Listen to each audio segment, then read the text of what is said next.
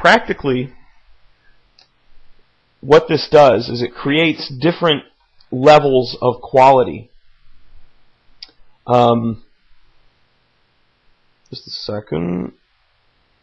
Yeah. Practically, this creates different levels of quality as to what's considered a valid BEIS.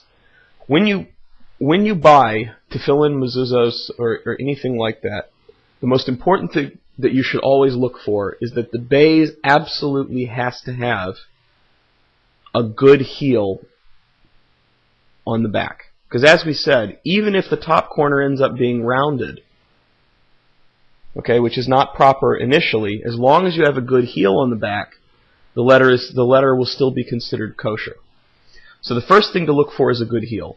If you're buying mezuzos or tefillin and the BEIS does not have good heels on the back, pass it up and go for something else, because that can be a really big problem as far as the kashrus of it goes. Alright? Now, you will find in certain Sephardi styles of writing used by Sephardic Jews that they always make a rounded top to their BEIS. And that's because many of the Sephardic poskim, the Sephardic decisors of Jewish law, hold that the fundamental form of the BEIS is with a rounded top and a pointed heel on the back. If you're an Ashkenazi, you don't want to buy a mezuzah that has a BEIS like this, because the Ashkenazi poskim, most of them would hold that a BEIS like this is only good b'diavad with the heel. Without the heel, it's a shilas tinuk. Sephardim, though, can buy tefillin mezuzahs that look like this, but it's not preferable. You really want to look for a BEIS that has a good sharp heel and a good sharp corner at the top.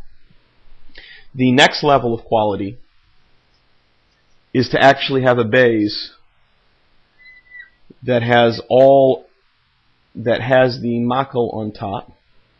And then the highest, the mahadran, is a BEIS that not only has a makel on top, but that has the little stick. It has the projection pointing up, the projection pointing back, and has a good sharp, thick heel.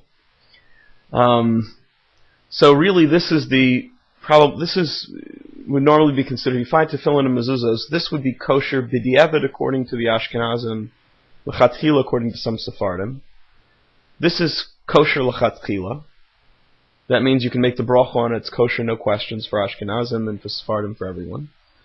This is mahadran. This is mahadran. This is the nicest form of it. So you can really tell a lot by looking at the form of the BEIS.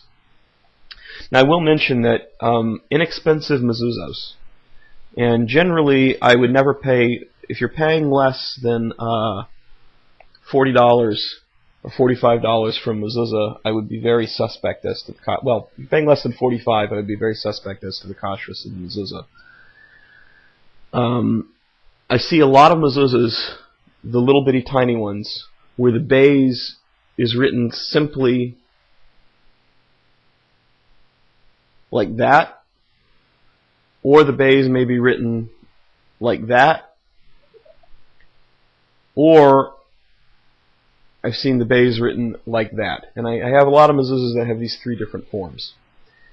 Anytime that you see a BEIS written like this, with just a very simple, like stick figure BEIS, and you don't actually have the, at a bare minimum, something that looks like this, you know. Anytime you have a stick figure BEIS, you have to be very, very careful. Because first of all, well, actually there's another one too that I'll add here that I've seen.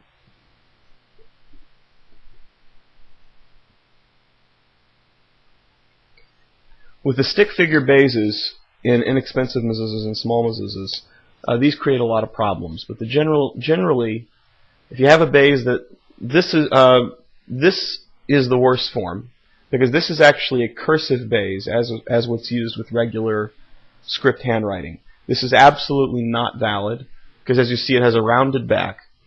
While it's fine for handwriting in modern Hebrew, it's not good for sacred writing, like for writing tefillin and mezuzahs. If you get a little mezuzah that's a BEIS written like that, the mezuzah is puzzle. You can't make a bracha. You can't put it on your doors. So we're gonna outlaw that one. No good.